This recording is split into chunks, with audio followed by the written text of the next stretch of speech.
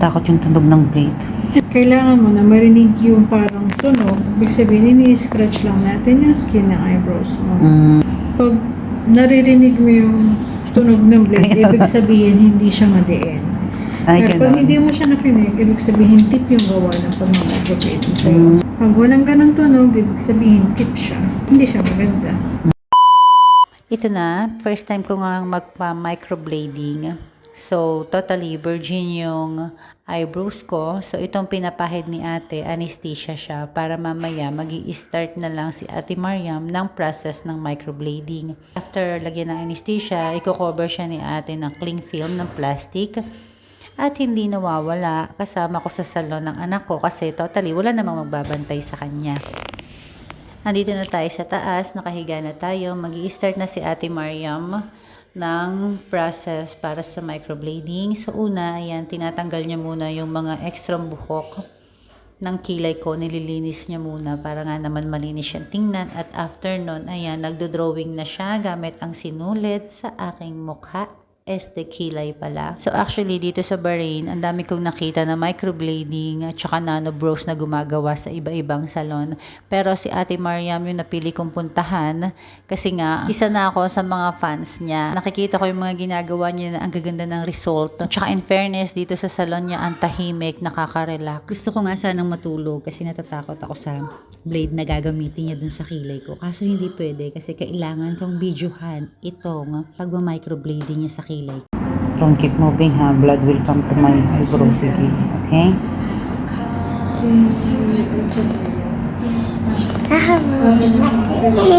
Ang bongga, habang ako nakahiga dito, yung anak ko nakatabi ko, ang kulit, galaw ng galaw. So para sa isang nanay, hindi hadlang ang pagkakaroon ng isang anak dahil may kasabihan tayong kilay is life.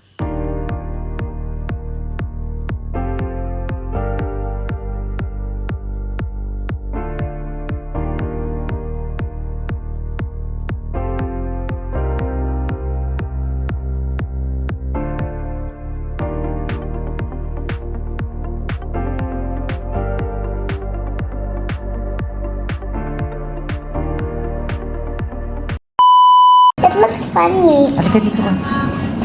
Don't move, I will use Ayan. blade, ha? Ate will use shot, okay? Don't move, ha? That's what I Move told will get you. hurt. If you keep moving, I will get hurt. You'll get You down. will move. Dito ka, other side. Doon ka lang, sit. Dali. Doon ka, dali. So, blood will not come to my, okay? Diyan lang. It's so funny, Anna. Oh, you will like it later. Don't move. Yeah.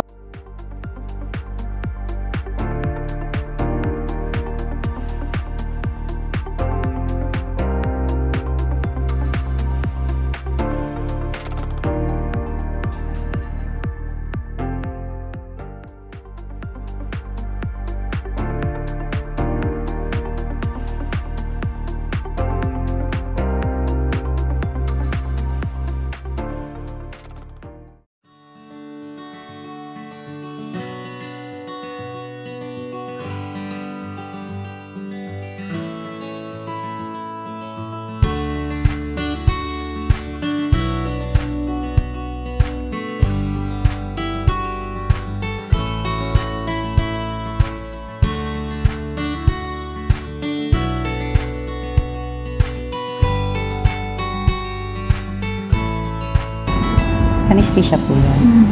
Tapos i-bleed pa po ulit. Yes. Okay.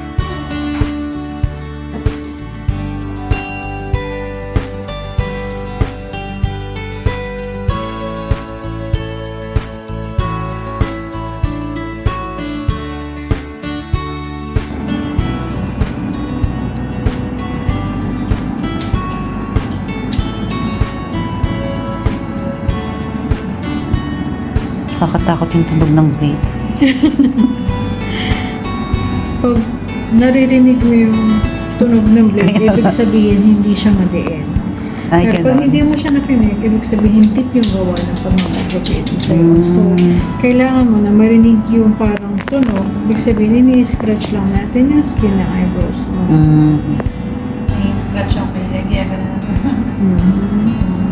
Pag walang ganun tunog, ibig sabihin fit siya. Hindi siya maganda. Maganda talaga pa ba, no? Pag wala pang dating eyebrows. Hindi pa nagagawa. Oo. Nakakapagod din mag-repair, ah. Pagka-retouch po, same process. Oo, same process.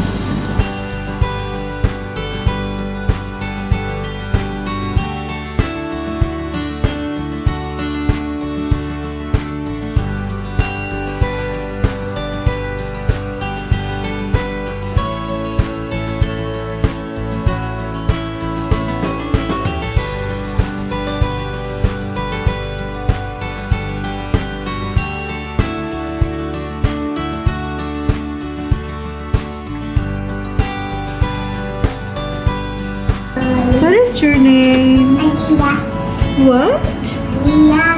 Aliyah, Aliyah, what? Aliyah Jesus.